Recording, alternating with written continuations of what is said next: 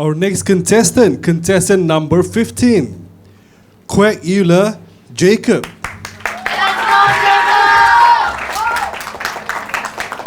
One silent clap. Kwek Jacob. One silent clap.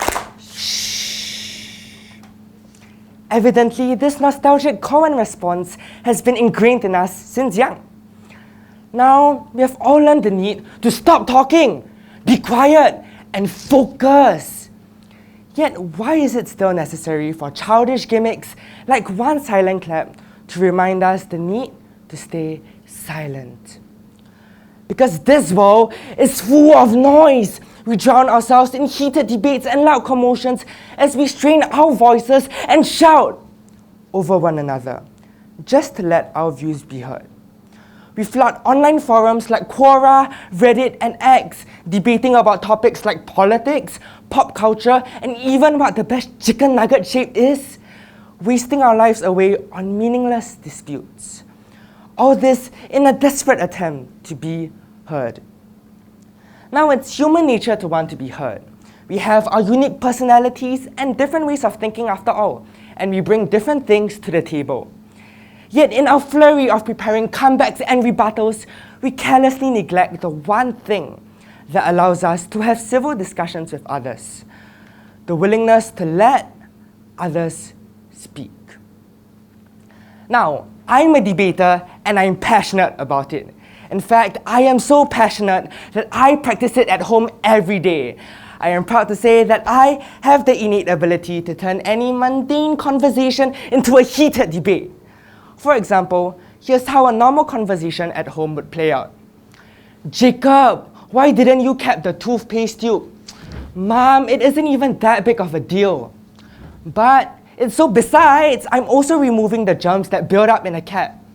Still, you should have considered NC.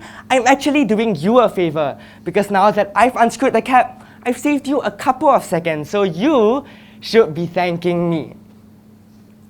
In my rush to be heard, I selfishly disregard my family members' opinions as I interject them without even letting them finish a coherent sentence.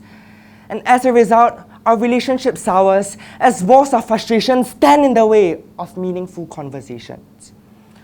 So it's important we learn the art of keeping our lips sealed and our thoughts suppressed, to give others the spotlight, to share their views and opinions even if it might differ from ours. Because what's the point of having a dialogue if we selfishly make everything a monologue? We need to stop rushing into battles without knowing what we are fighting against. And we need to reason with our foolhardy selves to stop arguing unnecessarily, even when we are itching to do so. So I challenge all of us. The next time we are flung into the deep end of an intense discussion, or if we find ourselves furiously typing away at an online forum, let us pause and let us take a step back and learn to press the mute buttons on ourselves to give others the chance to speak. You see, if I hadn't been so rash in my outbursts, I could have learned from my family members that an uncapped toothpaste tube might lead to bacteria which might cause cavities, and I might not have seen the need to argue in the first place. So let us always remember that sometimes the best solution to handle a dispute is to hold your tongue, hold your thoughts, and hold your horses. And with that, everyone together, one silent clap. Shh. Thank you.